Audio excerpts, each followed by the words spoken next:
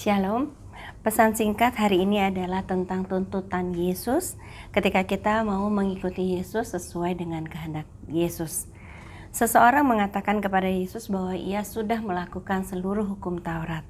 Lalu ia sudah melakukannya sejak masa mudanya dan ia bertanya apalagi yang harus ia lakukan kalau ia ingin mendapat hidup yang kekal. Maka Yesus menjawab demikian, Markus 10 ayat 21. Tetapi Yesus memandang dia dan menaruh kasih kepadanya, lalu berkata kepadanya, "Hanya satu lagi kekuranganmu. Pergilah, jualah apa yang kau miliki, dan berikanlah itu kepada orang-orang miskin. Maka engkau akan beroleh harta di surga. Kemudian datanglah kemari dan ikutlah aku." Tuhan tidak pernah menuntut kesucian pribadi ketika Dia memanggil seseorang untuk menjadi murid-Nya. Tetapi Tuhan menginginkan penyatuan hati kita dengan hati Tuhan.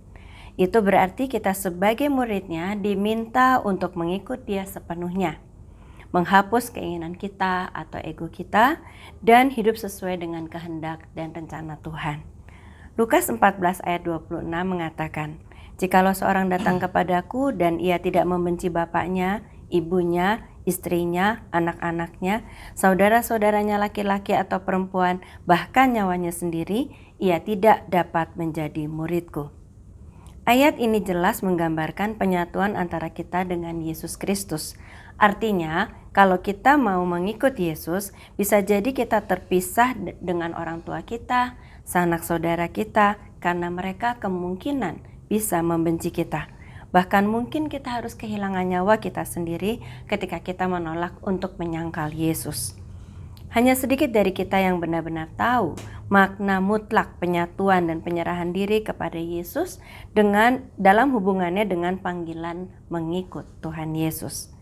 Kita perhatikan kalimat yang ini, Yesus memandang dia dan menaruh kasih kepadanya.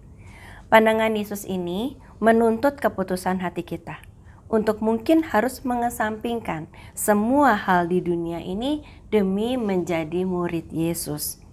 Sudah pernahkah Yesus melawat saudara dan saya seperti itu? Pandangan Yesus ini sanggup mengubahkan fokus hidup kita, meminta kita bersikap menurut dan taat terhadap Tuhan Yesus. Jika kita bersikukuh pada kemauan kita sendiri dan selalu merasa yakin bahwa orang lain lebih buruk daripada kita, itu berarti ada segi-segi sifat kita yang belum diubahkan oleh pandangan Yesus. Lebih lanjut, Yesus mengatakan, "Hanya satu lagi kekuranganmu, jualah apa yang kau miliki." Ini artinya rendahkanlah diri dan sadarilah keberadaan kita yang sesungguhnya. Secara mendasar, lepaskan segala kepemilikan kita. Serahkan kehidupan kita sepenuhnya kepada Yesus, bukan kepada hal-hal lain.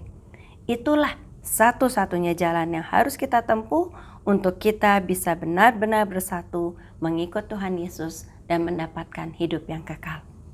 Amin.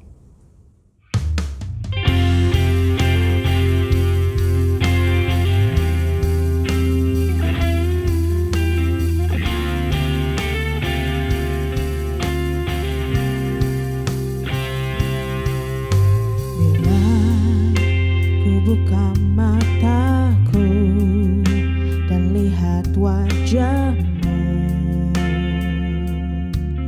ku terkagum bila ku lihat hidupku dan karya tanganmu.